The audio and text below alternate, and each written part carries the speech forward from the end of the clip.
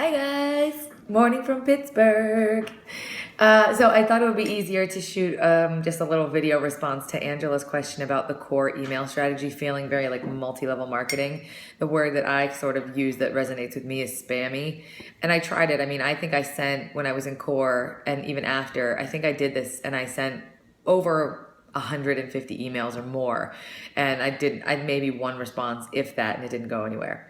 And so I agree that it's not my flavor, and I'm sure that it works for some people, but the language in it, the strategy of it, it just doesn't connect in the way that I want to build my coaching practice. And Angela, it kind of sounds like you're feeling very similarly. So I'm mainly speaking to that comment with this, but I wanted to share what I've done instead that's been like, I almost never don't get a response anymore. This has pretty much become my number 2 strategy for creating clients, where number 1 is workshops and sort of always has been. But no, so what I do instead is that instead of like just blasting my list, even if I'm doing it one by one, instead I'm actually connecting people. So there's 2 things that are really important for making this strategy work, or that made it work for me. And it's 2 reframes. One is that newsletters, emailing, social media posts, workshops, blogs are not marketing strategies to get clients. They're the work itself. Like, that is the job of a coach. You serve people through workshops. You serve people through posts. You serve people through blogs. And that's the job of a coach. The way you get paid for it is by bringing on private clients or group clients. And it's a subtle change. It's a really subtle shift, but the nuance of it is really important. That if you're marketing to get clients, you start to feel as a coach like your job is marketing and you get to coach on the side. If you're as bad as I was, your coaching time actually felt like it was taking away from marketing time. And that's a dangerous world to get into, because you're here to serve clients. That's what we do. That's why we do it. So if you first make that shift, that the actual job is in the posting and you get paid when you sign clients, it just starts to create a different way of coming from the work you're doing. We know the come from is like super important.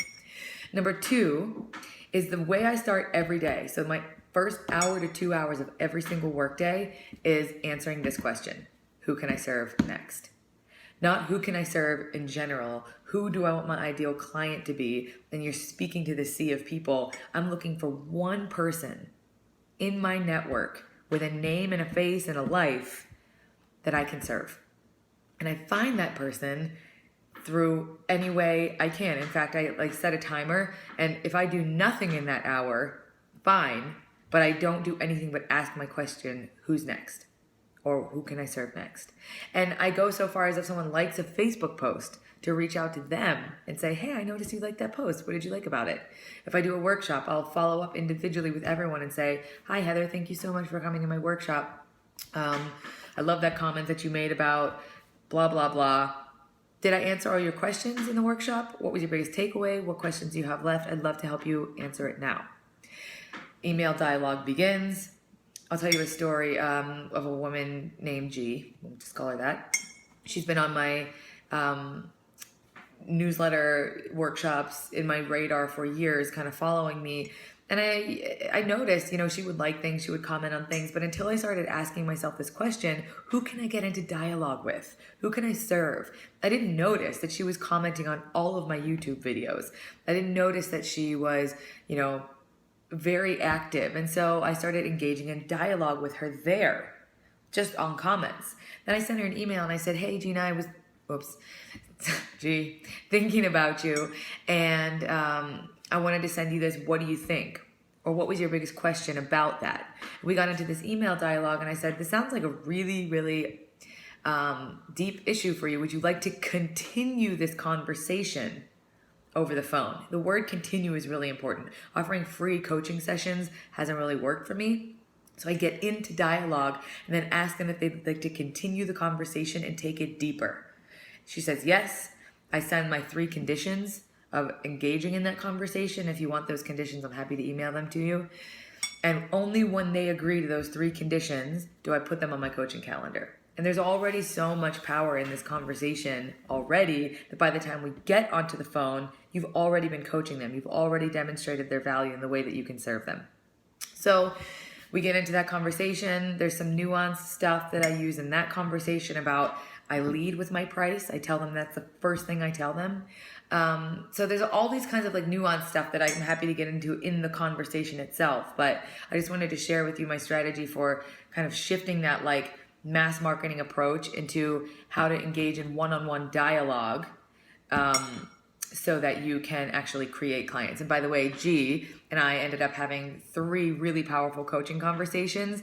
And then, I ended up signing her as a 5-month client.